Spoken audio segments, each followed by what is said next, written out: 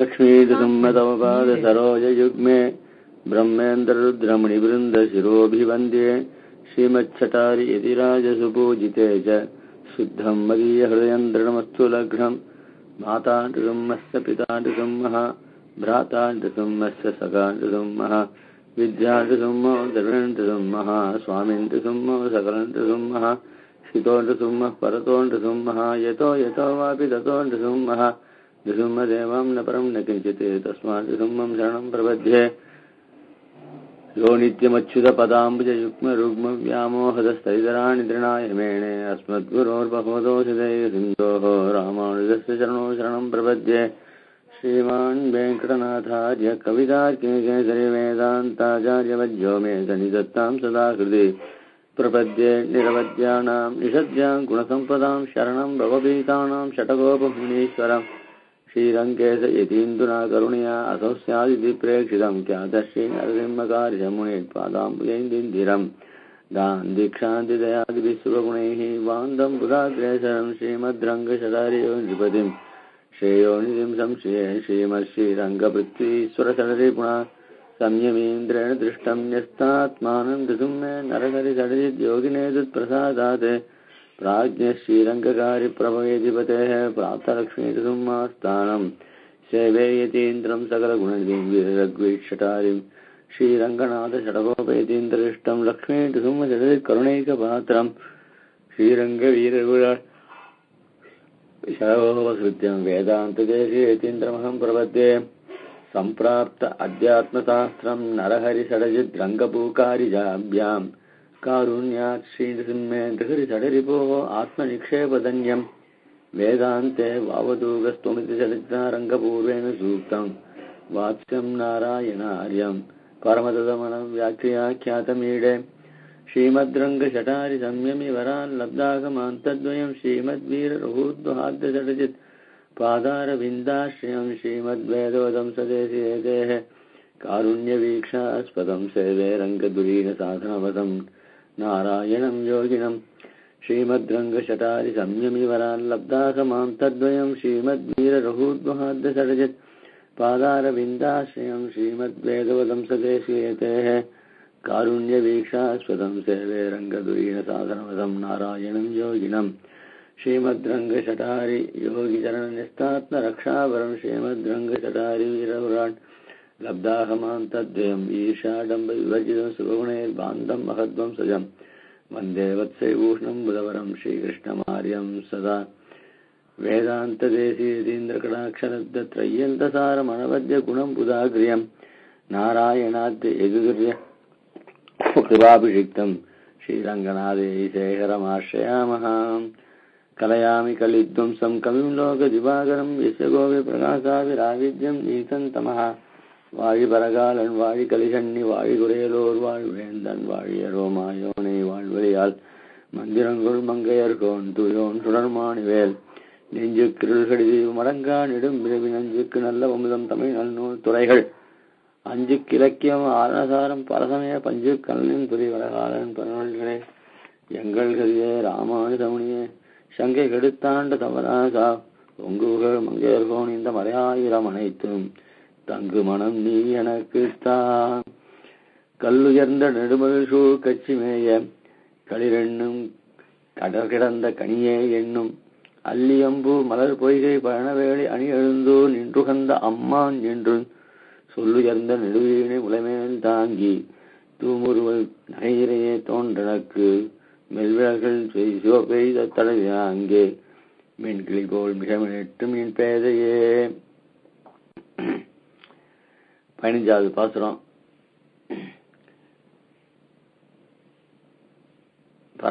பரகால நாயகியானவள் விஸ்லேஷ தசையில அत्यந்த மூர்ச்சை உடையவளாக இருந்தவள் கிளியினுடைய சொல்லை கேட்டு ஒருவாறாக தேறி எம்பெருமானை பற்றி பாட ஆரம்பிச்சா. ஆனா அவளுக்கு ஒரு பற்று வேண்டியதா இருந்தது, அதாவது ஒரு பிடிப்பு வேண்டியதா இருந்தது. ஏன்னா அவளே தோல்ற தசையில இருந்துட்டு இருக்கா, அவளால தனியா நிக்க முடியாது. அது வேற எம்பெருமானுடைய சம்சலேஷ தசை எண்ணி எண்ணி எண்ணி அவளுக்கு எம்பெருமானுடைய உருவமே ஒரு பற்றாக இருக்கு. அந்த எம்பெருமான் நேர சாட்சா்காரம் பண்ணாதனால அவள் கண்ணெதிர இருந்த ஒரு வீணைய எம்பெருமானாக நினைச்சு அந்த எம்பெருமான தனக்கு ஒரு பற்றாசாக, தனக்கு ஒரு பற்றாக கொண்டு அதை எம்பெருமான விழிச்சு சந்தோஷப்படுறா. சந்தோஷம்னா துக்கத்துல ஒரு சந்தோஷம். அதாவது எம்பெருமானியே அவனே வந்திருக்கா மாதிரியும், அவனே தன்னை ஆலிங்கனம் பண்ணியும், இவள் அவனை ஸ்பரிசிக்கிற மாதிரியும், இப்படி அந்த தசையில இவள் ஏதோ சேஷ்டிதங்கள்லாம் பண்ணிட்டு இருக்கா. அந்த சேஷ்டிதங்களை கண்டு அவள் தாயானவள் மூர்ச்ச தசையே பரவாயில்ல போல இருக்கே ஏதோ, ஆனா இப்ப எழுது என்னென்னோ பண்றா, அவ பண்ற செய்க அவளுக்கே ஒரு ஒரு மன சஞ்சலத்தை உண்டு பண்றது. அப்படி இருக்கு இந்த பாசுரத்துல வெளிப்படுத்துறா.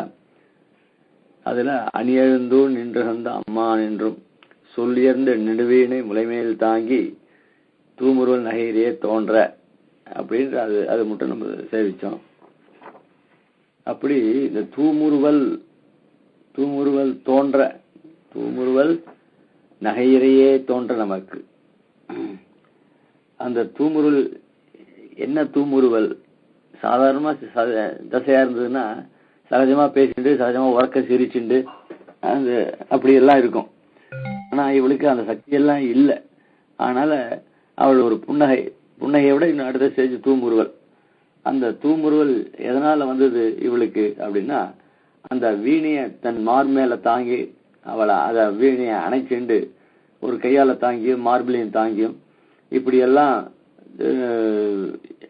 அந்த தசையில அவளுக்கு எம்பெருமானுடைய ஒரு சம்ஸ்லேஷன் கிடைச்ச மாதிரி ஒரு சந்தோஷம். அதனால அவனை ஸ்பரிசிக்கையால் வந்த ஹர்ஷத்தாலும் வீணியே எம்பெருமானாகும் அவனுடைய தேகமாக நினைச்சுட்டு வந்த ஹர்ஷத்தாலும் எதிர்த்தலையை தோற்பிக்கையால் வந்த ஹர்ஷத்தாலும் ஸ்மிதமணி. அதாவது ஒரு அத்தியந்த பிரீத்தி ஏற்பட்டுருத்தோம்னா அத அந்த பிரீத்தியினால தன்னையும் எழுந்து அந்த பிரீத்திக்கு பாத்திரமானவன் இருக்கானே அவனையும் தோற்கும்படியா பண்றது. தோற்கும்படின்னா அவனை தன் வசமாக ஆக்கும்படியா பண்றது. அதாவது அவன் வசத்தை இழந்தவனாய் இவள் வசத்தில் அகப்பட்டவனா இருக்கக்கூடியது. ஆக அப்படி எதிர்த்தலையை தோற்பிக்கையாலே ஒரு வஸ்துக்கள் சொன்னாக்க அதுல எதிர்த்தலை என்ன அப்படி சொன்னாக்க யார்கிட்ட அன்பு வைக்கிறோமோ அது எதிர்த்தலை. இவள் அன்பு இவகிட்ட தான் இருக்கும். ஆனா யாரை பற்றின விஷயமோ அவன் தான் எதிர்த்தலை. ஆக அந்த எதிர்த்தலையை இவள் வசமாக்கி கொண்டாள். அதனால அந்த ஹர்ஷம் அதனால வந்த ஒரு சந்தோஷம். அதனால அவள் தூமுருவல் கொன்றா. நகையிலேயே தோன்ற அந்த தூமுருவல் பண்ணச்சே அவளுடைய ஏற்கனவே அவள் அழகு, அவளுடைய பற்கள்லாம் ஒரு தந்த மாதிரி, அதுவும் ஒரு அழகானது.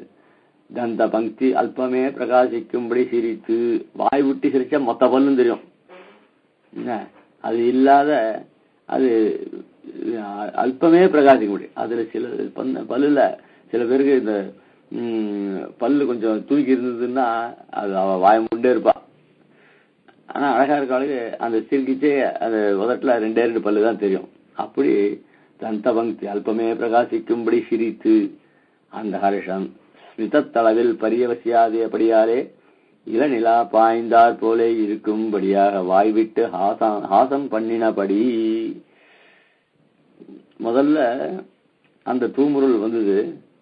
அந்த தூமுருளானது அது நிலையை கொஞ்சம் மாறி அதுக்கு தாண்டி, அதாவது ஒரு பால்ல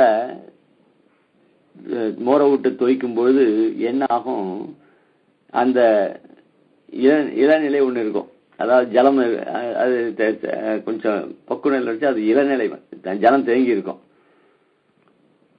அந்த பால் துவைக்கிறது பார்க்கக்கூடாதுன்னு சொல்லுவா. அந்த மாதிரி இளநிலையா இருக்கும். அதுதான் தூமுருவல். அதுக்கு மேல நன்னா தோஞ்சி கெட்டியா இருக்கும். அப்போ அந்த இளநிலையில தந்த பல்லாது அல்பமா தான் தெரிஞ்சுது. அந்த இந்த கதை சாத்திரா இது வந்து அந்த தந்தப்பல் பிரகாசிக்க முடியாது இருக்குமா. அந்த தந்தப்பல்ல பிரகாசிச்சு அது அடுத்த ஸ்டேஜ் என்னன்னாக்க அது கொஞ்சம் இளநிலா பாய்ந்தார். யாரா இந்த கதவை சாத்தனா கொஞ்சம் ஏன்னா கதவுல இந்த கதவை சாத்த அந்த பங்கு அந்த அடுத்த அந்த தோஞ்ச அந்த இளநிலைக்கு தாண்டினாக்க பால் கெட்டியா தயிர் கெட்டியா இருக்கும். அந்த மாதிரி இவளுடைய வாய் விட்டு ஹாசம் பண்ணாலும் அது அடுத்த ஸ்டேஜ். அது ஆக தூமுருவுல இந்த மாதிரி வாய் விட்டு சிரிக்க முடியாத ஒரு ஸ்டேஜ். இது எங்கடா அப்படின்னு சொன்னாக்க ஸ்ரீமத் ராமாயணம். ஸ்ரீமத் ராமாயணம் தான். அந்த ஸ்ரீமத் ராமாயணத்துல பெருமாள் சித்திரக்கூட்டத்துல மலையில எழுந்திருக்க பருவத்தை அந்த மழை தாரர்களை எழுந்திருந்தாருனாக்க அங்க ஏகாந்தத்துல இருக்கும்பொழுது ரம்யமா அங்க நிறைய பாறைகள்லாம் இருக்கும். அந்த மலைச்செருவிலேயே ஒரு அந்த இயற்கையே ரொம்ப அழகா இருக்கும். அந்த இயற்கையில நம்ம மழைச்சாரல்ல உட்காந்துட்டு நிறைய பாறைகள்லாம் இருக்கும். ஒரு இடத்துல உட்கார மாட்டான். இந்த தம்பதிகளா இருக்கிறவா அவாவா நடந்துட்டே பேசிட்டு இருப்பா. திடீர்னு ஒரு கல்லுல கூறுவா, இன்னொரு கோலம் இருக்கா. அப்படி ஏகாந்தத்துல பேசிட்டே இருக்குச்சு. லக்ஷ்மணனும் பெருமாள் இருக்குச்சேதான். பெருமாள் 2 பேர் இருந்தா கூட அவளுக்கு விரசமாகாத படிக்கு இவன் கைங்கரியம் பண்ணிட்டு இருப்பான் லக்ஷ்மணன். அந்த சமயத்துல இவள் எல்லாரும் உட்காந்து பேசிட்டு இருக்கா. அந்த பேசிட்டு இருக்கிறதுல நிறைய பாறைகள். அப்போ சிரிச்சுட்டும் அவளுடைய சீதனுடைய ஒரு சிரிப்பும் அவளுடைய உற்சாகமான பேச்சும் அந்த சமயத்துல லக்ஷ்மணன் நோக்கி சில வார்த்தைகள் எல்லாம் பேசுறாளாம். உறக்க ஏன்னா அங்க கூடவே ராமன் இருக்குச்சு, ராமன் எதிர்க்கையே லக்ஷ்மணனோட பேசுறா. அது தப்பு கிடையாது. ஏகாந்தத்துல பேசினாதான் தப்பு தவிர இங்க 2 பேரும் தம்பதிகள் அங்க லக்ஷ்மணனுக்கும் ஒரு மைத்தினர் இருந்தா கூட சகஜமா பேசிட்டு இருந்தா. அப்படி அந்த அஸ்மின்மயா சாத்தம் உதார சிலா தலே பூரும் உபோபவிஷ்டாம் காந்தஸ்மிதா லக்ஷ்மண ஜாதஹா துவாமாக சீதா பகுவாக்கிய ஜாதம். அஸ்மின்மயா சார்த்தம் இந்த தேசத்துல என்னோட கூட சிலாத்தலே பூர்வம் உபோவிஷ்டா அந்த கற்பாறைகள்ல என்னோட சேர்ந்து உட்காண்டா. காந்தஸ்மிதா ரொம்ப அழகான புன்சிரிப்பு உடையவள். லக்ஷ்மண ஜாதஹாசா லக்ஷ்மணோட கூட இருந்தார். துவாமாக ராமன் சொல்ற. அதாவது இது எப்படி அப்படின்னு சொன்னாக்க ஆரண்யத்துல அவளை பிரிச்சுன்னு சேர்ந்து அவளை பிரிந்த நிலையில இதெல்லாம் பார்க்க இந்த இடத்துல உங்ககிட்ட உட்காந்துட்டு அவளை நானும் பேசிட்டு இருந்தோம், நீ இருந்த உங்ககிட்ட எவ்வளவு பேசினாவோ அப்படிப்பட்டவளை நான் எப்படி நான் பிரிஞ்சு இருக்க முடியும் அப்படின்னு அந்த தசையில லக்ஷ்மணனை பார்த்து சொல்லிட்டு வராரு இவர். அத்தை இவ்வளவு அந்த பிரிஞ்சு போன அந்த இவனை பிரிஞ்சு தசையில அதாவது ஒவ்வொரு தசையையும் இதை கம்பேர் பண்ற. அப்போ ராமன் சீதையை பிரிஞ்சார், இப்ப இவள் பெருமாளை பிரிஞ்சிருக்கா. நிலைதான் வித்தியாசமே தவிர அன்னைக்கு ராமன் ஒவ்வொரு மலையிலையும் சீதை இருந்த இடத்த பார்த்து கஷ்டப்பட்டார். இப்போ இவள் மாதிரியும் இப்படி வச்சுட்டு அவன்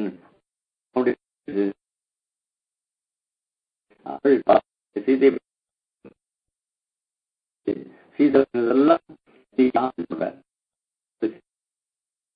திருநாமலை சொல்லியிருக்காங்க அப்படின்னு சொல்லி என்ன கடவுது அப்படின்னு சொல்லி சார் அப்படி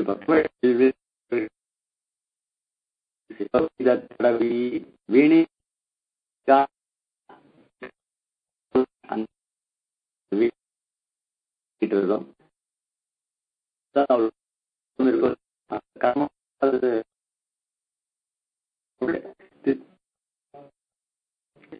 மெல்லி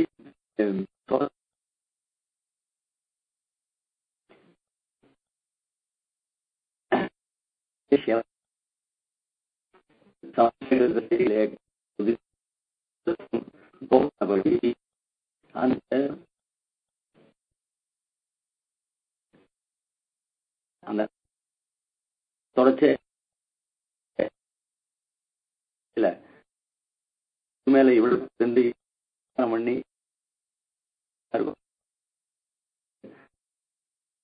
நினைக்கிறான். அந்த நினைக்கும் மீட்டும் பொழுது அவள் விரலானது அந்த உணர்ச்சி பொங்க இன்னும் அழுத்தமா வேற சாதாரணமா தடவினாலே விரல்கள்லாம் செவிக்கும். அது இன்னும் உணர்ச்சி பொங்கப்படுறதுனால அவளுக்கு இன்னும் சிவப்பு இருக்கான். சிவப்பே இதை தடவி அது சிவப்பு ஏறும்படியா தடவலாம். அதனால என்ன ஆகுது அப்படின்னு சொன்னாக்க அது அந்த சிவப்பானது தற்காலிகமான சிவப்பு. அதுக்காக சிவப்பு எய்த தடவிதத்துக்கு வியாக்கியானம் பண்றார். அதி சுகுமார மில் விரல்கள், அதி சுகுமாரமான விரல் கிடீர் என்கிறாள். சிவப்பெய்த தடவி சம்போக தசையிலே விமர்தம் சகிமாயிரே இறைப்பது. அந்த போக தசையில எத்தனையோ கஷ்டங்கள் இருக்கும்.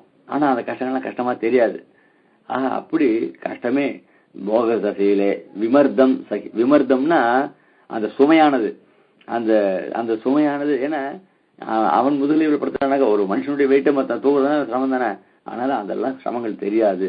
என்கையால தற்காலிகமான சிவப்பெண்கை ஆகையா ஆங்கே அதுக்கு மேல எண்ணுதல், அத்தசையில் எண்ணுதல் சிவப்பெய்து தடவை ஆங்கே. அதுக்கு மேல என்ன ஆச்சு அப்படின்னா அதுக்கு மேல அத்தசையில் இந்த மாதிரி இவளுடைய தசையில இவள் என்ன சொல்றா, கிளி போல் மிக மென்கிளி போல் மிக மிழற்றும் முக்தமான கிளி போல மிக மிழற்றான் என்றாள்.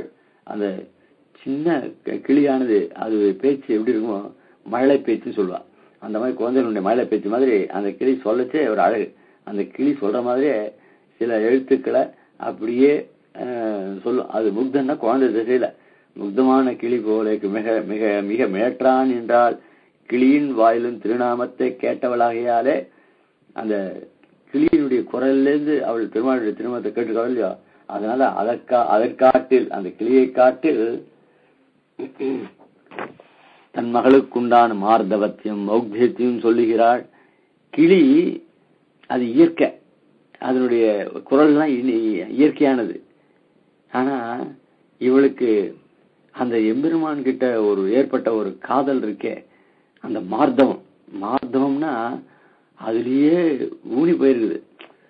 சிலருக்கு என்னன்னாக்கா சரி போ ஏதோ ஆயிடுது, அவனோட ஏற்பட்டது, இப்ப பிரிஞ்சு போச்சு, அவனை மறந்துடுவோம் அப்படின்னு இல்லாத அவன் இல்லாத தசையிலையும் அவங்ககிட்ட பிரீத்தியை காமிக்கிறாதான் மார்தம். அந்த மார்தவத்தையும் மௌக்தியம் பருவத்துக்கு ஏத்த மாதிரி பருவத்துக்கு ஏத்த மாதிரி இருக்கிறது ஒரு இது.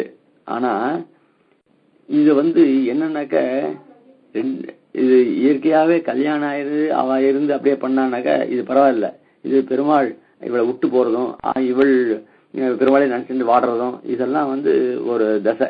இந்த தசையில அந்த மார்தவத்தையும் போராட்டி அந்த மௌக்தியம்னா அந்த சைல்டு மாதிரி பேசுறது, அந்த மாதிரி மழை பேச்சும் இவளுடைய பருவம் இதுவா இருக்க பிரணயத்தில் தேசியானபடி பேச்சுக்கு நிலமன்று என்கிறாள்.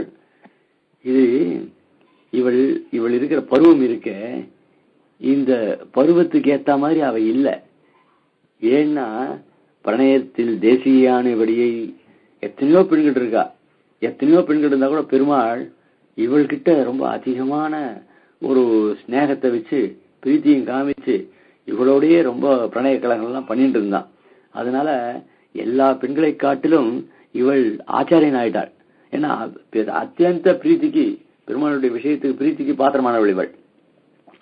அதனால இவள் பருவம் சின்னதா இருந்தால் கூட பிரீத்தி விஷயத்துல வரும்போது எப்படி ஆச்சாரியர்கள் ஞானி துவாத்மேதம் அப்படின்ற சொல்ற ரீதியில எம்பெருமானுடைய பிரீத்திக்கு இவள் அந்த ஆச்சாரிய ஸ்தானத்து லெவல்ல அவள் இருக்காங்க.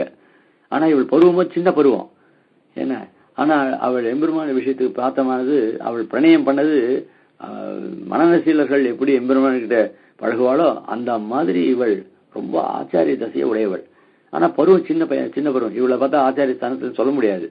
அப்படி இருக்க பருவம் இதுவாயிருக்க பிரணயத்தில் தேசிய அதாவது ஆபீஸ்ல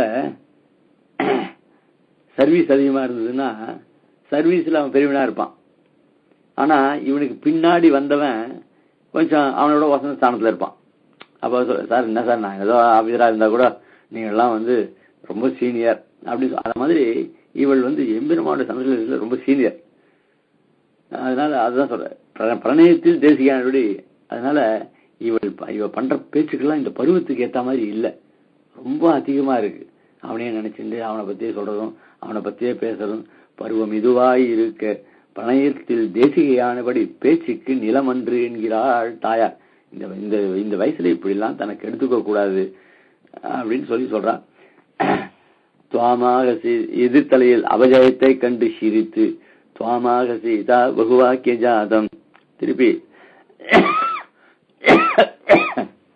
அங்க அந்த சொன்ன ஸ்லோகத்தையே தான், அதான் காந்த ஸ்மிதா லக்ஷ்மண ஜாதகாசான்ற ஸ்லோகத்தினுடைய அடுத்த அதுல இருக்கிற பதம் தான் துவாமாக சீதா பகுவாக்கிய ஜாதம். உன்னை குறித்து பல வார்த்தைகள் சொன்னால் என்ன குறித்து எதிர்த்தலையில் அபஜயத்தை கண்டு சிரித்து. எதிர்த்தலையில் என்ன அபஜயம் அப்படின்னா, ஒரு புருஷனானவன் ஒரு பெண்ணுடைய அழகுல சௌந்தரியத்துல மயங்கி அவள் சொல்றதுக்கெல்லாம் ஈழ்ந்தவனா இருந்தான்னாக்க அவன் தோத்து போனவன் தான் அர்த்தம். அதனால பாத்தியா, என்னுடைய அழகுலையும் என்னுடைய சௌந்தரியத்திலையும் ஈடுபட்டு என்னுடைய லாவண்யத்துல ஈடுபட்டு எங்கிட்டே மயங்கி போயிட்டான் பாத்தியா, தோத்து போயிட்டான் பாத்தியா அப்படின்னு அவளுக்கு ஒரு சந்தோஷமா. தருணரூபம் பண்ணோன்னு ராமனுடைய சீத்தனுடைய அழகெல்லாம் வர்ணிக்கிறார் காவியங்கள் வால்மீகி மகரிஷி. அப்படி ரெண்டு பேரும் ஒத்த பருவத்து உடையவளா இருக்கா.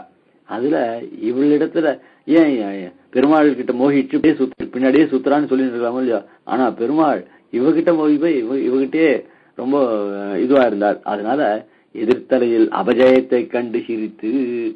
இப்படி ஒரு பைத்தியம் மகாபுருஷன் வீர பராக்கிரமம் உள்ளவன் இவன் என்னுடைய அழகத்தை விட்டு என்னுடைய இதுக்கு அடிபடித்து போயிட்டான் பாத்தியா அப்படின்னு ஒரு சிரிக்கிறான். அந்த சிரித்தை கண்டு துவாமாக சீதா பகுவாக்கிய ஜாதம். அந்த மாதிரி ராமனோட சந்தோஷமான இருந்த நிலையில லட்சுமணன் கிட்ட நிறைய பேசியிருக்கா. அந்த நிலையை இப்போ இங்க இந்த பரகால நாயகி விஷயத்தில் சொல்ற என்கிறபடியே நாங்கள் ஸ்திரீகள் என்றோ அவளைகள் என்றோ நீர் ஆண் பிள்ளை என்றோ என்று இப்படிகளே சொல்ல வார்த்தைகளுக்கு தொகை இல்லை என்கிறாள்.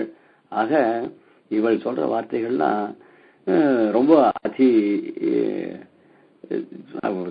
எண்ணிக்கையும் கிடையாது. இந்த பெருமாள் விஷயத்துல அவ சொல்ற வார்த்தைகள் ரொம்ப ஆச்சரியமா இருக்கு. அப்படி பல வார்த்தை என்று இப்புடைகளிலே சொல்லுகிற வார்த்தைகளுக்கு தொகை இல்லை என்கிறாள் அப்படின்னு சொல்லி தாயார் ரொம்ப கஷ்டப்படுறா. நெய்வமா கிஞ்சித பிரவீத்து. அது சுமந்திரர் பெருமாளை விட்டுட்டு ஊருக்கு அயோத்திக்கு எழுறார். அயோத்திக்கு எழுனா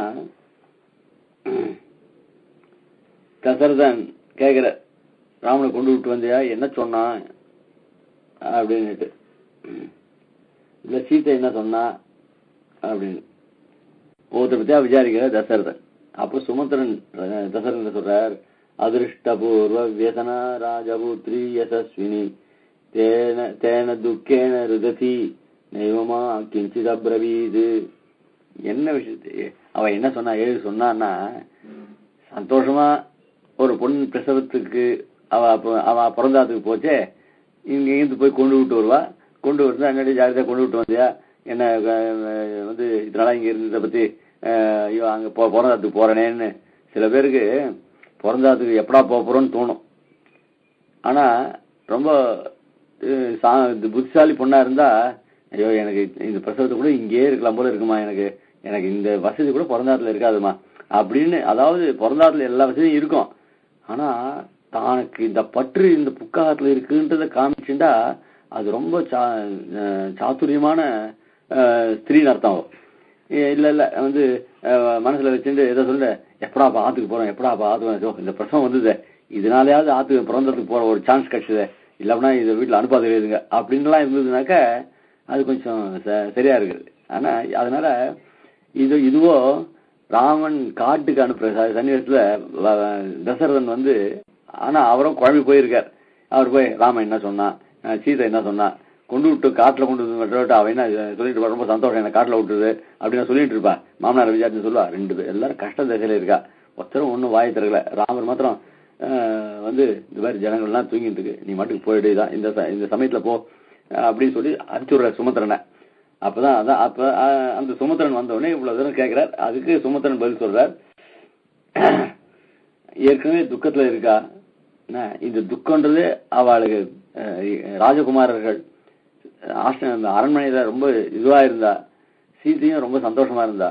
இந்த துக்கத்தையே அனுபவிக்காதவா இப்ப திடீர்னு துக்கம் ஏற்பட்டு அவவா மூஞ்சில துக்கம்தான் தாண்டவம் வர்றது. ராமன் திருடவிரதா, அவன் திருடமா இருப்பான், அவன் ஏன்னா பித்ருவாக்கிய பரிபாலனை பண்றவன், அதனால அவன் இது. ஆனா சீதையானவள் ரொம்ப துக்கிச்சு போயிட்டா. அதனால அவ என்ன பேச முடியும், கண்ணுல மாத்திரம் ஜலம் தான் வந்துட்டு இருக்கு.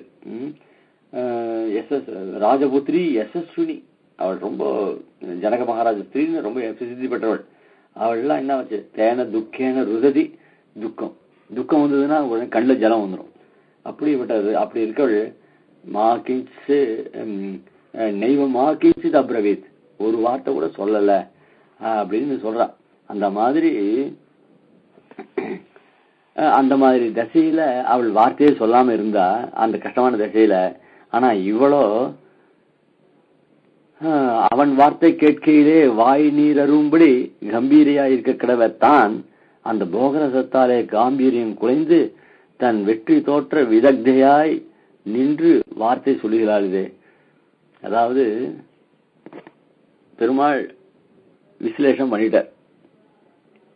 சரி, இவன் நம்ம கிட்டதான் எல்லாம் இருக்கே, சௌந்தர்யம் எல்லாம் இருக்க, அவனா வரப்போது பாக்கலாமே அப்படின்னு இவன் தைரியமா இருக்கலாம் இல்லையோ.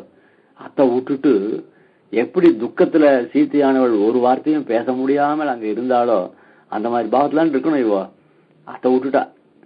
இது அந்த ஸ்லோகம் எடுக்கிறதுக்கு காரணம் இதுதான். அந்த துக்கத்துல யாராலையும் பேச முடியாது. அந்த அப்படிப்பட்ட சமயத்துல அந்த திருஷ்டாந்தத்தை எடுத்து அந்த மாதிரி இருக்க வேண்டியவள் தாய் சொல்ற இந்த வார்த்தைய. ஸ்ரீமத் ராமாயணத்தை எவ்வளவு துக்கப்பட்டா அந்த சீத்தை, அவளுக்கு வந்த கஷ்டம் யாருக்காவது வருமா? அந்த துக்கத்துல அவள் எப்படி வாயை திறக்காம இருந்தா, அவன் அந்த மாதிரி இருக்க வேண்டாமா? அந்த மாதிரி இல்லாத எத்தையோ பல வேண்டு அவனை வைந்தான் சொல்றது, கனியன்னு சொல்றது, களிரன்னு சொல்றது, அம்மான்னு சொல்றது, இப்படி எல்லாம் சொல்லிட்டு வீணையை வேற எடுத்துட்டு அவனை நினைச்சுட்டு அணைக்கிறது, இப்படி சேஷிதங்கள்லாம் பண்ணிட்டாருனாக்கா அவளுக்கு ரொம்ப பயமா இருக்கு. ஏன்னா தன்னை மீறி சில செயல்கள் பண்ணா மனசுல பெத்தவாளுக்கு கொஞ்சம் சிரமமா தான் இருக்கும். அதனால அவன் வார்த்தை கேட்கையிலே வாய் நீர் அரும்படி அவனா வரட்டுமே, அவன் நான் இன்னும் தெரியாதனமா இப்படி எல்லாம் பிரிஞ்சு போயிட்டேன், இப்ப வந்திருக்கேன், நீ கொஞ்சம் என்ன கொஞ்சம் ஏத்து, நீ கோச்சுக்காத, எனக்கு கொஞ்சம் ஏத்துக்கோ அப்படின்னு வாய் நீர் அரும்படி.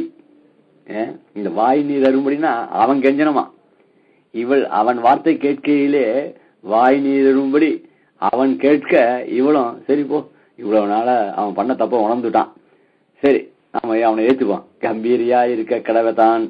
இவளுக்கும் சரி, அவன் ரொம்ப கெஞ்சி போக இவளுக்கும் ஒரு மாதிரியான எண்ணம் வந்துடும். சரி இப்போ நம்ம ஏத்துக்கலாம், சரி வட்டம் பார்ப்போம் அப்படின்னு இருந்தவள்.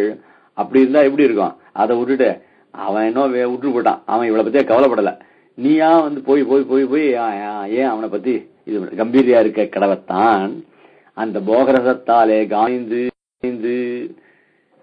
அப்போ நினைச்சு போகரசம் இருக்கே அத்த நினைச்சுட்டு தன்னுடைய காம்பீரியத்தை குறைச்சிட்டு இருக்கா பத்தியா அப்படின்னு தன்னுடைய மகள் இருக்கிற நிலையை நினைச்சு ரொம்ப ரொம்ப கஷ்டப்படா.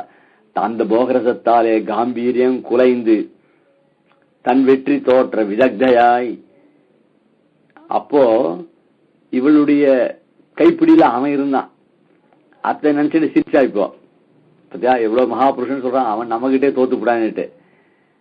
அப்போ அவ ஜெயிச்சா நினைச்சா. இப்போ அந்த வெற்றி தோற்ற விதக்தையா, இப்போ ரொம்ப குழந்தைத்தனமா, விதக்தைன்னா ரொம்ப சைல்டிஷ், அவ பண்ற ஆக்டிவிட்டிஸ் மொத்தம் வரும் ரொம்ப சைல்டிஷா இருக்கு.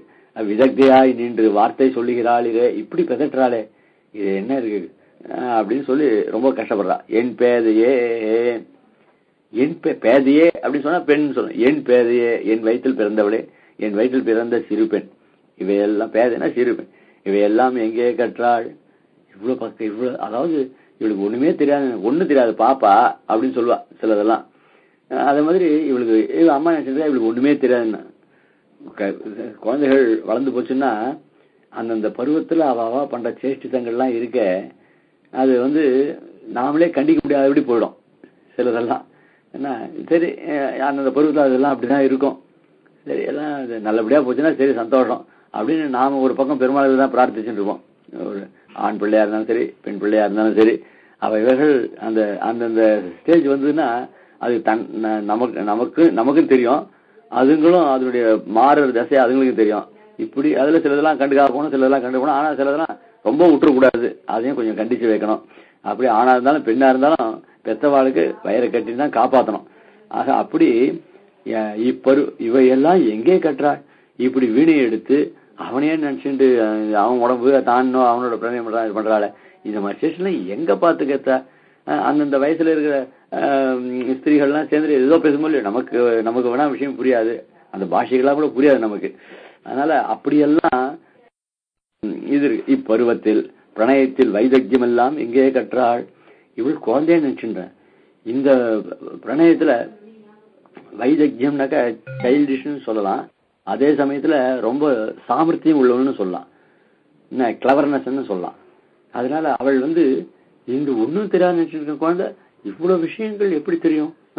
ஒரு அதுவும் 1000 கலைகள் 64ன்னு சொல்லல இல்லையா, எல்லா கலைகள்லயும் இது ஒரு கலையோ இல்லையா, இந்த கலையினுடைய வித்தியெல்லாம் எப்படி இவளுக்கு தெரியும் அப்படின்னு சொல்லி இதெல்லாம் இப்பருவத்தில் பிரணயத்தில் வைதக்கியம் எல்லாம் எங்கே கற்றால்?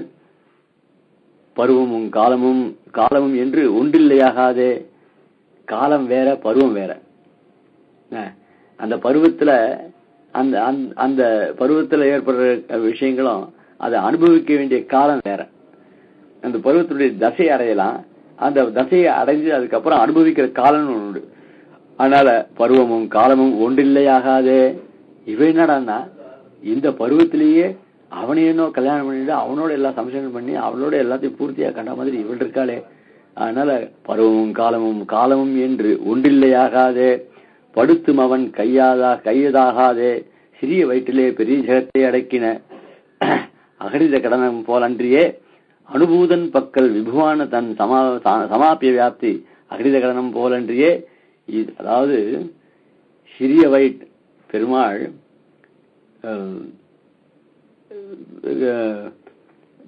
பெரியாழ்வார் சாதிக்கிறார். மண்ணை சாட்டார் பெருமாள். உடனே யசோதையை குழந்தைய அடிக்க வந்தா, வாயை தர அப்படின்னா. வாயை திறந்தோடனே உலகெழும் கண்டாள் பிள்ளை வாயுளே. அப்படி ஜகத்து மொத்தத்தையும் அந்த வாயில வாழ்ந்தார். அதான் சிறிய வயிற்றிலே பெரிய ஜெகத்தை அடக்கின அகடித கடனம் போலன்றியே. அப்படி தன்னுடைய வாயிலேயே ஜகத்தை மொத்தம் காமிச்சானே, அத மாதிரி இல்லையா? அனுபூதன் பக்கில் விவான தான் சமாப்பிய வியாப்தி அகடிதம் அணுவான ஜீவன் இவனை தான் மொத்தத்தையும் அவனுக்கு வியாபிச்சு நிக்கிறாங்க. அந்த மாதிரி அகடித கடன சாமர்த்தியம் போலன்றியே இது ஒரு அகடித கடமை இருக்க முடியும் என்கிறாள். அதாவது நீ ஒண்ணு உன் வாயில ஜகத்தெல்லாம் அடைக்காமிச்சோ இல்லையோ, அந்த மாதிரியாவது இருக்கணும். இல்ல அணுவான ஜீவனை முகிக்க தந்து ஆட்கொள்ளும் அப்படின்னு சொல்லி அந்த தசை அந்த மாதிரியா பண்ணணும். அதுவும் பண்ணல, அவளை விட்டு இது ஒரு அகடித சாமர்த்தியம் போல இருக்கு. ஏன் புரியுதா? சிறிய வயிற்றிலே பெரிய ஜெகத்தை அடைக்கிற அது ஒரு ரீதி. அதுக்கப்புறம் என்னுள் புகுந்தான் புகுந்ததன்றி இன்னொரு புகுந்ததற்பின் அது அதாவது முற்றப்படுகினான் அப்படின்னு சொல்றான். அந்த மாதிரியாவது இருந்து கூடவே இருந்து பையனா பரவாயில்ல, இவளை விட்டுட்டு போயிருக்கே. அதனால ஒரு அணுவான ஜீவனை பூர்ணமாக அவன் பக்கல்ல விபுவான இவன் சமவியாப்தி பண்ணி அவனை தன் உள்ள வச்சுக்கிறான் இல்லையா, அது அந்த மாதிரியா பண்ணணும். அதுவும் பண்ணல. இப்ப என்ன பண்ணிருக்க? அவனை விசலேஷம் பண்ணி அவளை இப்படி வருத்தும்படியா பண்ணிருக்கியே. இது ஒரு அகடித கடன சாமர்த்தியமோ அப்படின்னு இது ஒரு அகடித கடனம் இருந்தபடியே என்கிறாள். என் மென்கிளி என் பேதையே. மௌக்தியம் வைதக்கியங்கள். மௌக்தியன்றது அந்த குழந்தை பருவம், வைதக்கியன்றது அது அந்த குழந்தை. ஒரு குழந்தை நன்னா நன்னா கண்ணியா பேசிட்டுன்னா இது சின்ன குழந்தை நினைச்சா இப்படி கல்லா பேசுறத, என்ன அழகா பேசுறது தெரியுமா, இந்த வயசுக்கு இவ்வளவு பெரிய வார்த்தை சொல்லுமா அப்படின்னு சொல்ல முடியும். அந்த மாதிரி இவள் குழந்தை, ஆனா அவள் பண்ற காரியங்கள்லாம் பெரியவாளுக்கு என்ன புத்தி இருக்கோ அந்த அளவுக்கு வைதக்கியன்ற கிளவர்னஸ், இவ்வளவு சாமர்த்தியம் இருக்காளே அப்படின்ட்டு ஏகாசேத்தில் கிடப்பது. குழந்தை இருக்கிற இடத்துல முதிர்ந்த இது அறிவு இருக்காது. ஆனா குழந்தையா இருக்கா, ஆனா முதிர்ந்த அறிவு இருக்கு. இது எப்படி ஆச்சரியம் அப்படின்னு சொல்லி ஏகாசிரியத்தில் கிடப்பது.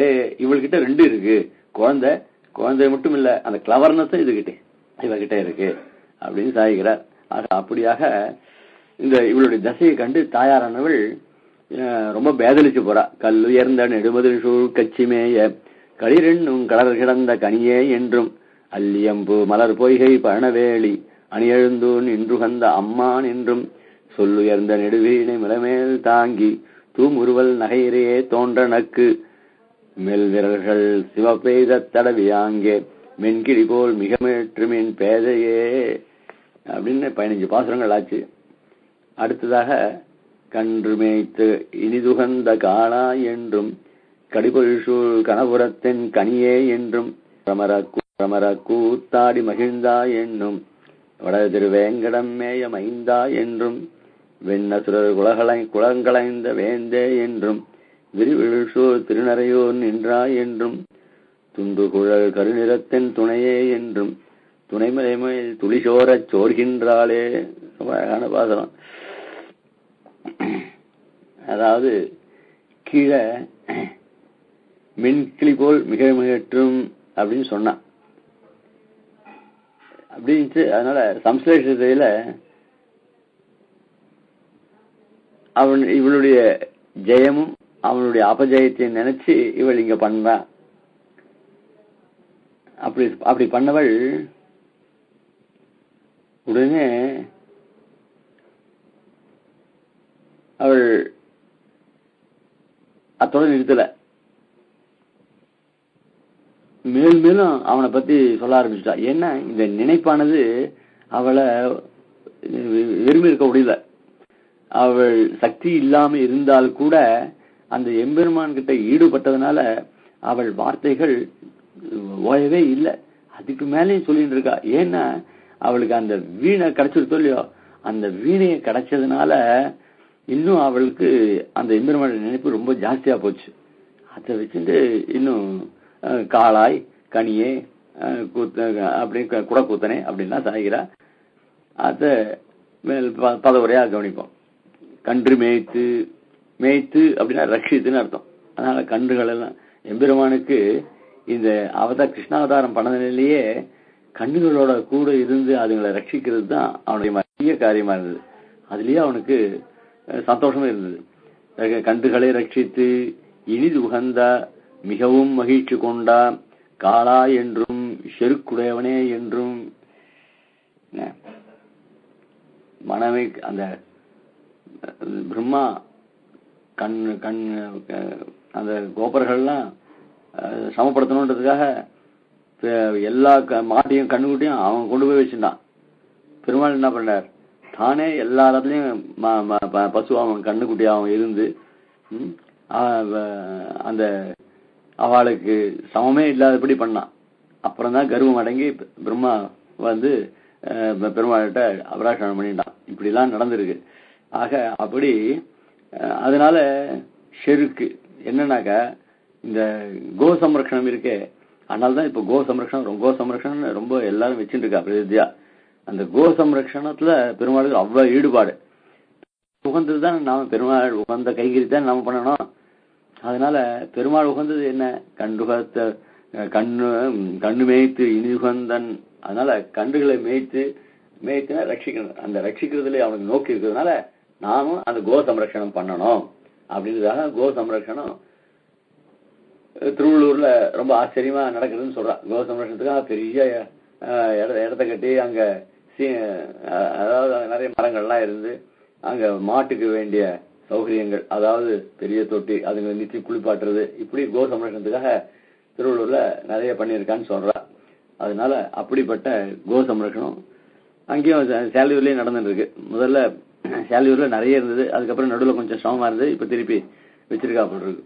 ஆக காளா என்றும் அந்த கோ சம்ரக்ஷணத்துல அவனுக்கு கொஞ்சம் செருக்கு உண்டு என்றும் கடிபல் மணமிக்க சோலைகளாலே சூழப்பட்ட கணபுரத்து திருக்கண்ணபுரத்திலே என் கனியே என்றும் என் பழமே என்றும் மன்றமர கூத்தாடி நாச்சந்தியிலே குடக்கூத்தாடி மகிழ்ந்தா என்றும் மகிழ்ந்தவனே என்றும் வடதிருவேங்கடம் மேய மைந்தா என்றும் வடதிருவேங்கடமேலே பொருந்தி வாழ்கின்ற மிடுக்கனே என்றும் அசுரர் குலம் அசுர கூட்டங்களை வென்று ஜெயித்து கலைத்த அழித்த வேந்தே என்றும் அரசனே என்றும் விரிந்து சோலைகளாலே சூழப்பட்ட திருநறையூரிலே நின்றாய் என்றும்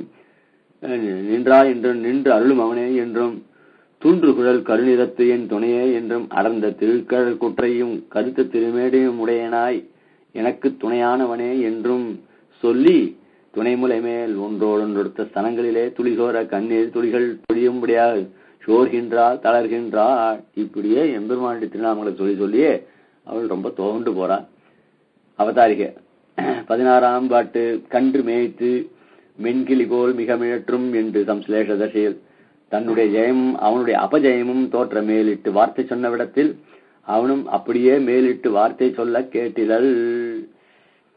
இவள் இந்த தன்னுடைய பூர்வ தசையை நினைச்சு இவள் அதாவது ரொம்ப ஆச்சரியமா பெரியாழ்வார், அதாவது பெரியாழ்வார் பாசுரத்துல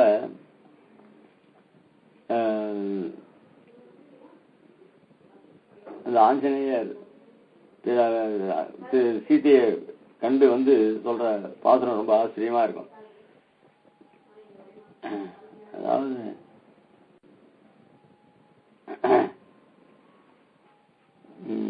அதுல சொல்லும் பொழுது ராமாயணத்தில் இல்லாத ஒரு கதைய பெரியவர் அங்க சாய்கிறார். ஏகாந்தத்துல பிராட்டியம் இருந்த பொழுது அவ ஏதோ ஒரு விளையாட்டுல ஒரு போட்டி வச்சிருந்தா. விளையாட்டு போட்டி முடிவுல பிராட்டி ஜெயிச்சுட்டா. பிராட்டி ஜெயிச்ச உடனே பெருமாள் அந்த மல்லிகைப்பூ கொண்டு அவளை போட்டு கட்டி இப்படி எல்லாம் மல்லிகைப்பூ கொண்டு உறுதியால அந்த பாசனம் வரும். ஆக அப்படி இந்த விற்த்தாந்தத்தை ஆஞ்சநேயர் மூலியமா இதுவும் ஒரு அடையாளம் சொல்லி சாய்கிறார். ஒக்குமோ ஒரு அடையாளம் சாய்கிறார். ஆக இது ராமாயணத்துல இல்லாத கதை, இது ஆழ்வாருக்கு ஸ்புரிக்க முடியாது பண்ணிருக்காரு. இதெல்லாம் பகவத்கள் தானே. ஆக இந்த ஏகாந்தத்துல நடந்திருக்குன்னா ஏன்னா சாரல்கள்ல பொழுது போக்குறது எப்படி இப்படிதான் அவர் ரம்யமா பொழுத போக்கியிருக்கா. அதனால இது ஒரு அவசியமான எங்கேயுமே இல்லாத ஒரு கதைய அந்த இடத்துல மல்லிகை பூ கொண்டு ஆறுமா போலன்னு பாசனம் வருது. அந்த மாதிரி அந்த சம்ஸ்லேஷ தசையில எம்பெருமான் தோற்கிறதும் அவள் ஜெயிக்கிறதுன்றது ஒண்ணு உண்டு. அந்த மாதிரி அந்த ஜெயித்தத்தை கொண்டு அவன் தோற்றதை கண்டு இவள் அப்படியே அந்த வார்த்தைகள்லாம் சொல்லிண்டே அப்படின்னா அவனும் அப்படியே கேட்டுன்னு வெறுமை இருக்கான். அத்தாலே நின்ற நிலை அவன் இவ்வளவு தூரம் கஷ்டப்படுறாள, சரி நம்ம தான் அவளுக்கு நேர பிரத்யட்சம் ஆகுமேன்னு வரலாம் இல்லையோ, வரவே இல்லை. அதனால இன்னும் அவள் மோசமாப்பட்டான். வார்த்தை சொன்ன விட தோற்ற அபஜயமும் தோற்ற மேலிட்டு வார்த்தை சொன்ன விட இப்படியே அவளுடைய விற்த்தாந்தங்கள்லாம் சொல்லிட்டு வராளே, அவனும் அப்படியே மேலிட்டு வார்த்தை சொல்லி கேட்டில. அதுக்கு மேலே அவன் அப்பவும் அவன் மசியல. அதுக்கு உடனே என்ன பண்ணா, அத்தாலே நின்ற நிலை குலைந்து தன் கருமமும் போய் தானும் வீணையுமாய் விட்டது. ஐயோ போ, இவ்வளவு பேசினாலும் அவன் வரல பாத்தியா அப்படின்னு சொல்லி என்ன பண்ணா, வீணையை அவ்வளவுமா இது திருப்பியும் கூப்பிட தொடங்கினாள். திருப்பியும் சம்போதனம் பண்ண ஆரம்பிச்சா. பர்த்தார்மிய சம்பிராப்தா ஜானகி முதிதா பவத்து என்று. அதாவது ரொம்ப ஆச்சரியமான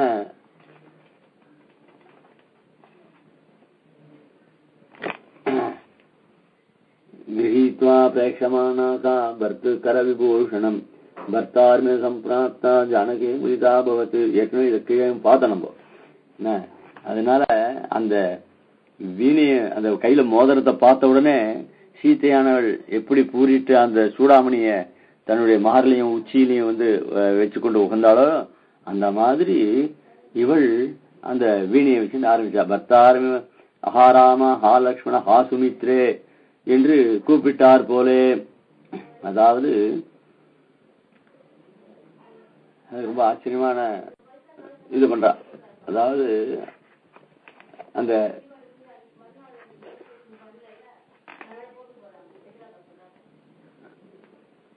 இந்த ஹாராம ஹா லக்ஷ்மண ஹா சுமித்ரே ஹா ராம மாதா சகமே ஜனன்யா ஏஷா யுபத்யாம் அகமல்பாக்யா மகார்ணவே நௌரிவ மூடவாதா. அசோகவனத்துல பிராட்டியானவள் ரொம்ப சோகமான விஷயத்துல எழுதிருக்கா. அந்த அரக்கையர்கள்லாம் வேற மிரட்டுறா. என்ன அதெல்லாம் ஸ்ரீமத் ராமாயணத்துல ரொம்ப ஆச்சரியமா ஏககரணி, ஒரு கண்ணு, மூணு கண்ணு, இப்படி அவள் தோற்றங்களே ரொம்ப பயமா இருக்கும். அவள் எல்லாம் பக்கத்துல சூழ்ந்து ராவணன் வந்து சொல்லிட்டு போறான், நீ உனக்கு இன்னும் அவகாசம் தரேன், நீ வந்து மாத்திக்கோ, எண்ணத்தை மாத்திக்கோ, நீ உன்னை நான் இந்த ராஜ்யத்துக்கு இது ஆக்குறேன், அப்படி இப்படிலாம் பட்டத்தை மகிழ்ச்சி ஆகுறேன் அப்படின்லாம் சொல்லிட்டு போனான். உடனே இந்த ராட்சசிகள்லாம் இப்படிலாம் சொல்லிட்டு போறான், உன் ராவணால ஒண்ணும் பண்ண முடியாது அப்படின்லாம் சொல்லி நீ ராவணனை ஏத்துக்கோன்னு ஒண்ணு சொல்றது. அந்த சமயத்துல ஹா ராமா நினைச்சுக்கிறா, ஹா ராமா, ஹா லக்ஷ்மணா, ஹா சுமித்ரே, ஹா ராம மாதா, சகமே ஜனன்யா, ஏஷா ஏஷா விபத்தியம் ஆகம் அல்பபாகியா. இந்த மாதிரி ஒரு சூழ்நிலை மாட்டின்னு இருக்கனே, ரொம்ப அல்ப பாக்கியத்தை பண்ணவள். மகார்ணவே நௌரியம் மூடவாத்தா, அந்த பெரிய புயல் ஆகப்பட்ட படகு எப்படி கரை சேர முடியாதோ அந்த மாதிரி நான் ஒரு நல்ல காரியமே பண்ணலையா, நான் இவ்வளவு பாவம் பண்ணிருக்கேனா, இவ்வளவு கஷ்டத்துக்கு ஆளாகி இருக்கனே அப்படின்னு சொல்லி அதுல ஹா ராமா, ஹா லக்ஷ்மணா, ஹா சுமித்ரான்னு சொல்ற. இந்த ஆபத் காலத்துல அதுக்கப்புறம் ராம மாதா சகமே ஜனன்யா, அதுக்கப்புறம் தான் ராமனுடைய அம்மா, என்னுடைய அம்மா அப்படின்னு சொல்றா. ஆனா முதல்ல சொல்லச்சே ஹா ராமா, ஹா லக்ஷ்மணா, ஹா சுமித்ரான்னு சொன்னா. இது ஏன் அவ முதல்ல பொதுவா ஏன் ராமனை சொல்லணும், ஏன் இது சொல்லணும், லக்ஷ்மணன் சொல்லணும், ஏன் இது சொல்லணும் அப்படின்னு அதுக்கு வியாக்கியானம் பண்ற. அந்த மாதிரி நிலையில இவ வந்து காளாய் என்னும், கனியே என்றும், மைந்தா என்றும், இப்படிதான் வேந்தே என்றும் அப்படிதான் சொல்லிட்டு இருக்காள் இல்லையா. ஏன் இப்படி அந்த ஹா ராம ஹா லக்ஷ்மணன்ற சொல்றது பதத்துக்கு இங்க காளாய், கனியே, மைந்தா, வேந்தே, துணையே அப்படின்னா சாதிக்கிறா. இதெல்லாம் ஏன் இப்படி சொல்றா அப்படின்னு அதுக்கு வியாக்கியானம் பண்றார். ஹா ராமா, ஹா லக்ஷ்மணா, ஹா சுமித்ரே என்று பிராட்டி கூப்பிட்டார் போலே இவளும் இங்க காளா என்றும், கனியே என்றும் அப்படின்லாம் கூப்பிடுறான். அதுக்கு சொல்றார், ஏன் ராமனை சொன்னார் அப்படின்னா, ஹா ராமா என்று போக்கிய வஸ்துவை நினையா, தனக்கு போகத்தை கொடுக்கக்கூடிய ஒரு வஸ்து முதல்ல அதுதான் நினைப்பா. அதனால ராமனை நினைச்சார். அவளுக்கு அதுதான போக்கியம் அவளுக்கு, அதனால ராமனை நினைச்சான். ஹா லக்ஷ்மணா என்று புஜிப்பாரே நினையா, ராமனுக்கு போக்கியமா, ராமன் எல்லாருக்குமே போக்கியமான வஸ்து இருந்தால் கூட ராமன் போக்கியமான வஸ்துவா இருந்தா கூட இப்போ பிராட்டிக்கு விசலேஷ தசை வந்துடுத்து. இப்போ போக்கியம் பண்ண முடியும், போகத்தை அனுபவிக்க முடியுமா ராமனோட? ஆனா லக்ஷ்மணன் இருக்கானே, லக்ஷ்மணனுக்கும் போக்கிய வஸ்து ராமன். ஆனா எல்லா தேசத்திலும் ராமனை அனுபவிச்சுட்டே இருக்கான், புஜிப்பார். அந்த போக்கிய வஸ்துவை பிடிச்சா எப்பவும் தனக்கு தன் கையிலே வச்சுட்டு இருக்கணும். இவளுக்கு போக்கிய வஸ்து தான், ஆனா அந்த போக்கிய வஸ்து இந்த நிலையில போக்கிய வஸ்துவா இல்ல, கையில இல்ல, ஆகப்படல. ஆனா லக்ஷ்மணன் கடைசி மட்டும் கூடவே இருந்து அந்த போக்கிய வஸ்துவை புஜிப்பார், அனுபவிச்சுட்டே இருக்கான் இல்லையா. அதனால தனக்கு ஏற்பட்ட போக்கிய வஸ்து தான் அனுபவிக்க வேண்டியது, தான் அனுபவிக்கிறதுக்கு பாக்கியம் கிடைக்கல. ஆனா அத யாரு அனுபவிச்சுட்டு இருக்கா? லக்ஷ்மணன். ஏன் ரொம்ப ஆச்சரியமான விருத்தாந்தம். அந்த போக்கியமான வஸ்துவை லக்ஷ்மணன் இன்னும் அனுபவிச்சுட்டு இருக்கான். ஆக புஜிப்பார், ஹா லக்ஷ்மணா என்று புஜிப்பாரே நினையா. அந்த போக்கியமான வஸ்து நமக்கு கிடைக்கல பாத்தியா, நாம அனுபவிக்க முடியும் பாத்தியா இல்லையே, அவன் அனுபவிச்சுட்டு இருக்கானே. அதாவது நிலம் இவந்து, அந்த நிலத்துல வரலாம் இவன் அனுபவிக்கணும். அத்த குத்தகை விட்டுட்டு அவன் போக்கியமா இருப்பான். கடைசியில் நம்ம போனா நீங்க யாரு தான் கேட்பான், அடே நான் தான் இந்த நிலத்துக்கு ஓன்னு சொல்ல முடியாது, திசை வந்துடும். அந்த மாதிரி அந்த லக்ஷ்மணன் ராமனை அனுபவிக்கிறான். புஜிப்பாரு ஹா சுமித்ரே என்று நிமித்த பூதரே நினையா கூப்பிடாளிரே. ஏன் சுமித்ரி இங்க நினைக்கணும்? சுமித்ரிக்கு என்ன காரணம் அப்படின்னா, அந்த போக்கிய வஸ்துவை கடைசியை மட்டும் அனுபவிக்கிறதுக்கு சுமித்ர தான் நீ போ காட்டுக்கு போ, அவனுக்கு கைங்கரியம் பண்ணு அப்படின்னு அனுப்பிச்சா. நிமித்தம்னா கட்டளை இடுறது, நீ போ அப்படின்றது. ஆக இவ்வாறு 3 பேர் தான் முக்கியம். ரொம்ப ஆச்சரியமான வியாக்கியம் இல்லையா. ஹா ராமா என்று போக்கிய வஸ்துவை நினையா, போக்கிய வஸ்துவை நினைக்கிறது, நினையான்னா அது. அடுத்தது ஹா லக்ஷ்மணா என்று புஜிப்பாரே நினையா, அந்த போக்கியமான வஸ்துவை சதா சர்வகாலம் அனுபவிக்கிற அவரை நினைச்சுண்டா. ஹா சுமித்ரே, லக்ஷ்மணன் நீ போகாதடா, நீ என்னுடைய பிள்ளடா, நீ ஒன்னும் காட்டுக்கெல்லாம் போக வேண்டாம், அவன் தலையெழுத்து கஷ்டப்பட்டு போறான், நீ ஏன்டா போனோம் அப்படின்னு அவ இல்லாம அவ அம்சாலும் இல்லையோ. அதனால ஹா சுமித்ரா எப்படிலாம் அனுபவிக்கிறாவா இந்த மாதிரி பிரிவாச்சான் பிள்ளை. என்னுடைய அனுபவம் ரொம்ப ஆச்சரியமான ஹா சுமித்ரே என்று நிமித்த பூதரே நினையா கூப்பிட்டாளே, அந்த மாதிரிலாம் காளாய் கனியே மைந்தா அப்படின்னு இவ கூப்பிடுறான் ஒரு என்று அப்படி கூப்பிட்டாரு. அப்படியே வரையாது ரட்சிக்கும்படியும் முகம் கொடுக்கும்படியும் சொல்லி கூப்பிட்டு தரைப்படா நின்றாள் என்கிறாள். அதனால இவைய ஆனா இவ ஹாலட்சுமண ஹாராஜன கூட்டா அப்படி கூப்பிடல, அப்படியே வரையாது அப்படியே சொல்லாம இவ என்ன பண்ணா, ரட்சிக்கக்கூடிய வஸ்து இருக்கோ இல்லையோ, நீ என்ன ரட்சி, நீ முகம் கொடு அப்படின்னு அந்த ரட்சிக்கும்படியும் முகம் கொடுக்கும்படியும் சொல்லி கூப்பிட்டு தரைப்படா நின்றாள் என்கிறாள். அதனால இவள் ஒரு சுவாதீனத்துல இல்லாம அவன் ரட்சகன். அங்க போக்கியம் போக்தா போக்கியம் அப்படி அந்த ரீதியில போயிடுது. இங்க நான் ரட்சிக்க வேண்டியவன், என்ன ரட்சிக்க, நீ முகம் கொடுத்து என்ன ரட்சி அப்படின்னு அந்த ரட்சத்துல போறதுனால காளாய் சொன்னா கனியே சொன்னா அந்த அதனால ஏன் அதாவது திருஷ்டாந்தம் எடுத்துட்டா அந்த திருஷ்டாந்தம் மாதிரி தான் இங்கேயும் காமிக்கணும் அப்படின்னா அது விஷயம் வேற. ஆனா தசை மொத்தம் ஒரே தசை தான். பிராட்டியானவள் பெருமாளை பிரிஞ்சுட்டு இருக்கா, இவளும் இங்க பெருமாளுடைய விசேஷம்னால இவ தவிச்சுட்டு இருக்கா. அங்க சீத்தையானவள் ஹாலட்சுமணா ஆசுமித்தேன்னு சொன்னா, இங்க காளாய் வயந்தா மைந்தா அப்படின்னு இப்படி சொல்றா. ஆனா விடிக்கிறது ஆபத்துல போக்கியபத்துக்கு குறிச்சுதான் ரெண்டு பேருமே இருக்கா. இந்த தரைப்படா நின்றாள் என்கிறாள். இவளுக்கு தலைகொழல, அதாவது பூமியிலையும் இல்ல இதுலயும் இல்ல அப்படி இருக்கா அப்படின்னு அவதாரி கொடுக்குற. வியாக்கியானம் கன்று மேய்த்து பிரதமத்திலே வரையாதே ரட்சித்தபடியே சொல்லுகிறது. அதாவது ஜெகத் ரட்சகன்றது எல்லாருக்கும் தெரியும். ஜெகத் காரணபூதன் அவன் தான் ரட்சகன். பிரதமம் அதுதானே, ஜெகத் காரணபூதன் சொல்றாள் இல்லையோ. அதனால பிரதமத்திலே வராது ஜெகத் காரணபூதன் சொல்லாம இல்லையோ, அது சொல்லாத அது எங்க ஜெகத் ரட்சன்றது பரமபத்தில் இருக்கவன். ஆனா இந்த ரட்சண தோற்றம் எங்க பிறந்தான், இந்த பிரகிருதி மண்டலத்துல. பிரதமத்திலே வரையாது, இந்த பிரதமத்திலே வரையாதுன்றதுக்கு அர்த்தம் என்ன அப்படி சொன்னா, சர்வ ரட்சகன் அங்கிருந்தே ரட்சிக்கக்கூடியவன் அவன். எப்படி திரௌபதிக்கு அங்கிருந்தே இந்த வஸ்திரத்தை கொடுத்து ரட்சித்தானோ அந்த மாதிரி பண்ணாம இங்க பெருமாள் அவதாரம் பண்ணி கண்ணுகளை ரட்சணம் பண்ணற, மீதி ரட்சணம் பண்றது கூட அது விஷயம் வேற. ஆனா கண்ணுகளை ரட்சித்து அதை பண்ணனே, அதுதான் ஆச்சரியமான சேஷம். பிரதமத்திலே வரையாது ரட்சித்து எப்படியே சொல்லுகிறது. எந்த ரட்சித்தபடி இங்க அவதாரம் பண்ணி இந்த பிரகிருதி மண்டலத்துல, அதுவும் ஜுகுப்சிதமான இந்த பிரகிருதி மண்டலத்துல பெருமாள் அவதாரம் பண்ணி இங்க நம்ம ரட்சிக்கிறது இருக்கட்டுமே, கண்ணு குட்டிகளை ரட்சித்தான்றது அது அறிவொன்றும் இல்லாத ஆய்குலத்துன்னு சொன்னார். அதை விட இதுகளுக்கு பெருமாள் ரசனை தெரியுமா? ஐயோ இப்படி பெருமாள் கையால நம்ம எல்லாம் வளர்றோமே, அதனால பெருமாள் நிச்சயம் சேவிச்சு அப்படிலாம் பண்ணுமா? நாமெல்லாம் இருந்து ஒரு நாள் பெருமாளை சேவிக்கலன்னா ஏதோ அந்த பாபம் ஏற்படும் நமக்கு. ஆனா அவையெல்லாம் அந்த பாபம் புண்ணியம்னு எதுவுமே தெரியாது இதுங்களுக்கு. ஆனா அப்படிப்பட்ட அவைகளுக்கு எம்பெருமான் அதுங்களையே ரட்சித்து அதுங்களை ரட்சிச்சானே, அதான் அந்த விருத்தாந்தம் இங்க சொல்றா. கன்றுமே தீச்சாதி சர்வ ரட்சகனான நீ ரட்சணத்தில் நின்று கை வாங்கினாயோ என்கிறாள். அப்படி நீ அவதாரம் பண்ணி ஒரு கோர சம்ரட்சணம் பண்ணிய, அப்படி இருக்க நீ என்னுடைய ரட்சண விஷயத்துல கை வாங்கிட்ட பாத்தியா?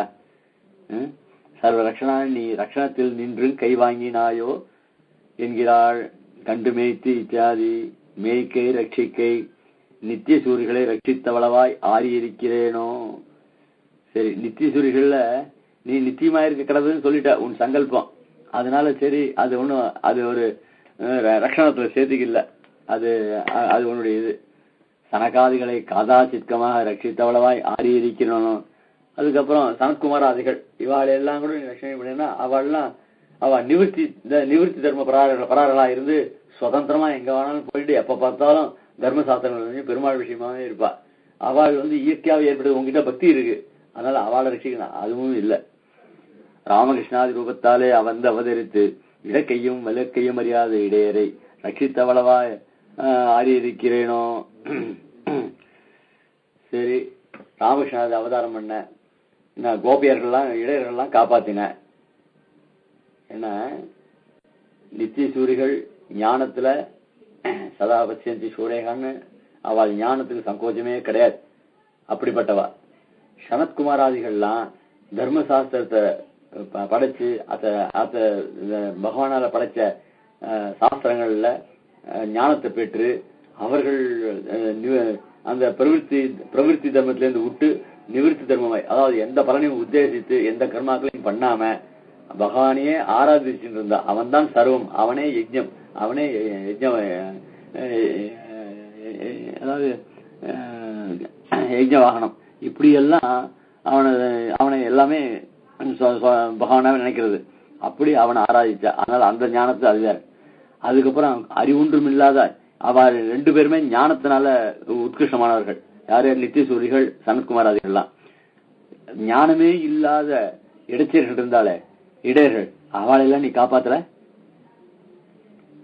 அதுக்கப்புறம் அவளை காப்பாத்துனது அது மட்டும் இல்ல, அறிவு கேட்டுக்கு மேலெல்லையான கண்டுகளை மேய்த்த உன்னை விட்டு எங்கனே ஆறியிருப்பேன். நான் பார்த்தேன், நீ என்ன ரட்சிப்பேன்னு நினைச்சேன். சரி, அவளை போல ஞானம் இல்லை எனக்கு, அதனால என்ன ரட்சிக்க மாட்டேன் அப்படின்னு சரி பேசாம இருந்தேன். அதுக்கப்புறம் சரி, சனத்குமார்கள் அவளும் ஞானத்துல உத்கிருஷ்டமானவள், அவளெல்லாம் ரட்சிக்கிற, சரி நான் அதுல சேர்த்துக்கல அப்படின்னு நான் ஆறி இருந்தேன். அதுக்கப்புறம் இடையர்கள்லாம் அறிவொன்றும் இல்லாத ஆய்குலத்துன்னு ஆண்டாலே சொல்லியிருக்கா. அப்படியே அறிவே இல்லாதவாளுக்கு நீ ரட்சணம் பண்ணிருக்க. அப்படி இருக்கும் என்ன ரட்சிக்க மாட்டியோன்னு அப்படி ஆறி இருந்தேன். அதை விட அறிவே இல்லாத அவளுக்கு மனுஷனா பிறந்து அறிவு இருக்க வேண்டியது, ஆனா அவளுக்கு அந்த பகவத் ஞானமே இல்ல.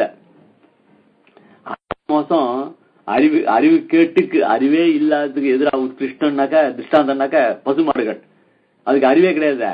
பசு புல்லுகள்லாம் அறிவே கிடையாது இல்லையா? அப்படிப்பட்ட அந்த ரட்சத்தை அந்த அறிவு கேட்டுக்குமே, அதாவது கேட்டுக்குன்னா காஷ்ட எல்லை, அது புருஷார்த்த காஷ்ட எதிரா அப்படின்னாக்க பகவத் கைங்கரியம் பாகவதம் தான் எல்லை நீளம். என்ன அதே மாதிரி இங்க அறிவு இல்லாததுக்கு எல்லை நீளம் எப்படின்னா இந்த பசுக்கள், இந்த பசுக்கு அறிவு கேட்டுக்கு மேல் எல்லையான கன்றுகளை மேய்த்த உன்னை விட்டு எங்கனே ஆறி இருப்பேன். அப்படிப்பட்ட அறிவொன்று உள்ள ஆய்குலத்தை காப்பாத்தின அவர்களாலே வளர்க்கப்பட்ட இந்த பசுக்களுக்கு இருக்க அதுக்கு அறிவே கிடையாது. அதே நீ சமரட்சணம் பண்ணிருக்க.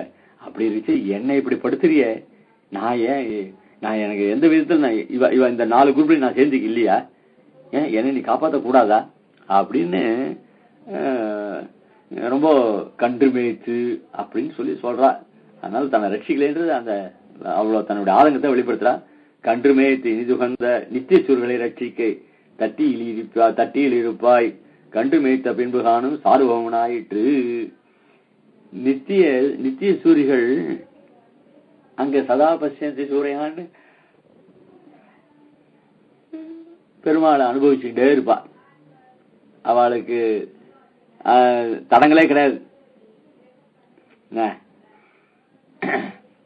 அதனால நீ அங்க சார்வோன்னு பேர் வாங்க முடியாது. அவர்களும் உன்னுடைய பக்கத்துல இருந்து சமமா துல்லியமா இருந்து உன்னை கைங்கரியங்கள்லாம் பண்ணிட்டு அப்படியே இருந்திருப்பா. ஆனா நீ சார்வபௌமன் எங்கடா பேர் வந்தது உனக்கு அப்படின்னு சொன்னா, கன்று மேய்த்த பின்பு காணும் சார்வபௌமனாயிற்று. சார்வபௌமன்னா எல்லாருக்கும் ரட்சகன் தெரியணும்.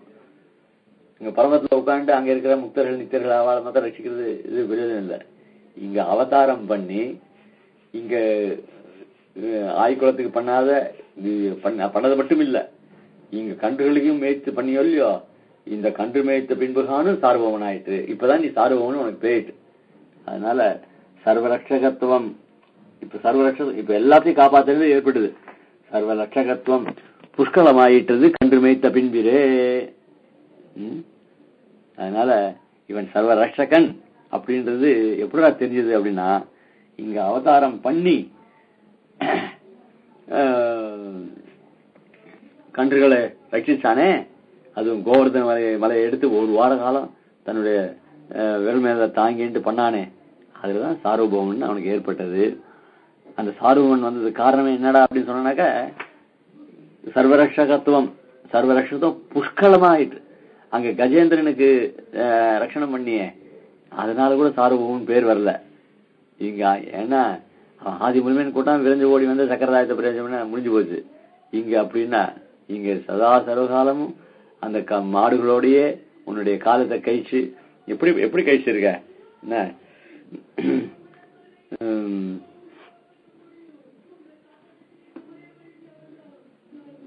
அதுல ரொம்ப ஆச்சரியமான அவத்தங்கள் விளையும் என் சொற்களந்தோ அசுரர்கள் வன்கையர் கஞ்சனேவா தவத்தமர் மருகனின்று உழிதருவர் தனிமையும் பெரிது உனக்கு ராமனையும் உவர்தலை உடன்திரிகளையும் என்றென்று ஊடுரை என்னுடைய ஆயுவேமால் சிவத்திலும் பசுநிறை மேய்ப்பு உவத்தி செங்கனிவாய் எங்கள் ஆயர் தேவே. இப்படி எம்பெருமான் ராமனுடைய விற்த்தாந்தங்கள் எல்லாம் சாய்கிறார். கடைசியில தொலைச்ச சிவத்திலும் பசுநிறை மேய்ப்பு உவத்தி. சிவத்திலும் அப்படின்னாக்க இந்த பிரகிருதி மண்டலத்துல நீ ராமனை அவதரிச்ச ஏதோ காரியங்கள்லாம் பண்ண, அதெல்லாம் இருக்கட்டும்.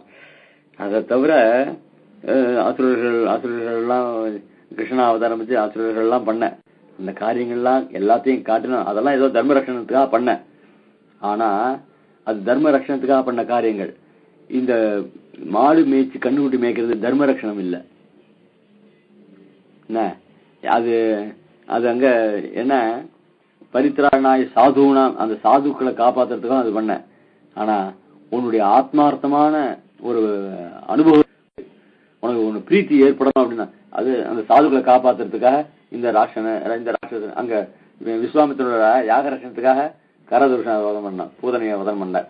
அந்த மாதிரி ஒரு காரியத்துக்கு சீதையை மீட்பதற்காக ராவணனை வதம் பண்ணார். பிரகலாதனை காப்பாத்துறதுக்காக இரண்யகசூர வதம் பண்ணார். இப்படி ஒவ்வொன்று காரணத்துக்காக. இப்போ பசுவை மேய்ச்சது எதுக்காக? யார ரட்சணம் பண்றதுக்காக? யாருக்காகவும் இல்லையே. அது யாருக்குன்னா தன்னுடைய பிரீத்திக்காக, தன்னுடைய சந்தோஷம். மீது எல்லாம் பண்ணதான் அசரார் காரியத்துக்காக. ஆனா இந்த கண்ணு மேய்க்கிறதுன்றது யாருக்குடா அப்படின்னா தன்னுடைய சந்தோஷத்துக்காக. அதுலதான் பெருமாளுக்கு அவ்வளவு நோக்கம். ஏன் சிவத்திலும் பசுநிறை மேய்ப்பு உவத்தி, ஆக இனிதுகன், அதுதான் இந்த இனிதுகன் நீங்க போட்டார். என்கிறபடிய பசுகளை மேய்த்து உகக்கும், கன்று மேய்த்து இனிதுகக்கும், உகக்கும் இனிது உகக்கும், கன்று மேய்த்து இனிது மேய்க்கும். அவற்றுக்கு ரட்சகன் பக்கல் ரட்சகன் என்கிற ஞானம் உண்டு, இவற்றுக்கு அதுவும் இல்லைரே. அவற்றுக்கு ரட்சகன் பக்கல் ரட்சகன் என்ற ஞானம் உண்டு. யாருக்கு? இந்த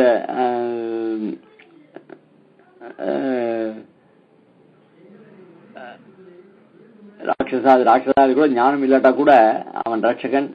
இப்போ ஞானிகளுக்காக, இந்த ரிஷிகளுக்காக, வால்மீகி ரிஷி வாழ்க்கை போன்றவர்களுக்கெல்லாம் ஆபத்துல இருந்து காப்பாத்தினார், யாகத்தெல்லாம் காப்பாத்தினார். அது ரட்சகன்ற ஞானம் உண்டு அவளுக்கு. ஆனா இந்த பசுக்களுக்கு கண்ணுக்குட்டிகளுக்கு அவன் ரட்சகன் ஞானம் உண்டா? கிடையாது. இவற்றுக்கு அதுவும் இல்லையே. அஞ்ஞானத்துக்கு மேலெல்லையான கன்றுகளையும் அகப்பட ரட்சித்த நீ உன் வாசியை எரிந்து உன்னை ஒழிய சொல்லாத என்னை ரட்சியாது ஒழிவதே என்கிறாள். ஆனால ரட்சகன்ற ஞானம் உள்ளவர்களுக்காக நீ பண்ண காரியங்கள் தனி. ஆனா நீ ரட்சகன்றது ஞானமே கிடையாது. அதுங்களும் நீ ரட்சிக்கணும்னு பிரார்த்திக்கிறதும் கிடையாது, பிரார்த்திக்கவும் தெரியாது. அதனால நீயா உன் வாசியை, நீ எப்படிப்பட்டவன்? சார்வபௌமன். அப்படிப்பட்டவன் நீ ஒரு மாடை மேய்ச்சிண்டு அதுங்களோட வேணுகானம் பண்ணிட்டு காட்டுல எவ்வளவு காரியங்கள் பண்ணிருக்க. அதெல்லாம் உன் பிரீதி. அப்படி உன்னை ஒழிய செல்லாத என்னை ரட்சியாது ஒழிவுது.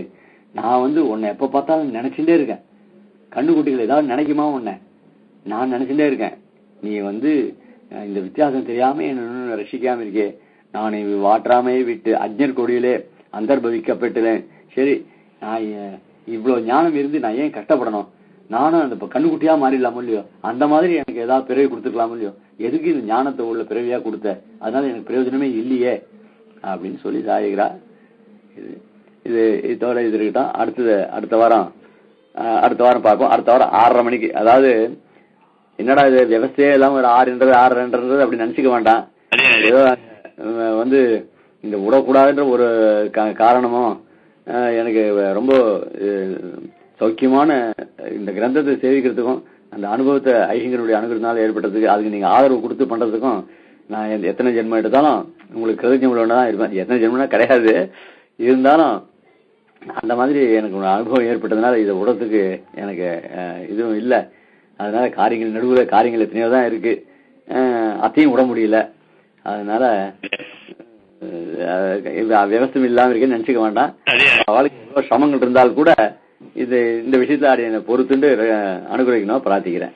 சரி, லக்ஷ்மி ஸ்ரீமத் ரங்க சதாரி சமீவரா லப்தாகமாந்தத்வயம் ஸ்ரீமத் வீர ரகுத்வஹாத்யசல்வித் பாதாரவிந்தாஸ்ரயம் ஸ்ரீமத் வேதவதம் சதேசியதே காருண்ய வீக்ஷாஸ்ததம் சேவே ரங்க துரீன சாதனவதம் நாராயணம் யோகினம் வேதாந்த தேசி யதீந்திர கடாட்சலப்த த்ரையந்ததானம் அனவத்ய குணம் புதாகிரியம் நாராயணாத்ய எதுரி கிருபாவிஷித்தம் ஸ்ரீ ரங்கநாதேசேகரம் ஆசியாமஹ ஸ்ரீமதே ஸ்ரீ லக்ஷ்மி சுமதிவ்ய பாதுகா சேவக ஸ்ரீவன் ஸ்ரீ ஸ்ரீ நாராயண யதீந்திர மகாதேசிகாய நமஹ ஸ்ரீமதே ஸ்ரீவன் ஸ்ரீ ரங்கநாத யதீந்திர மகாதேசிகாய நமஹ.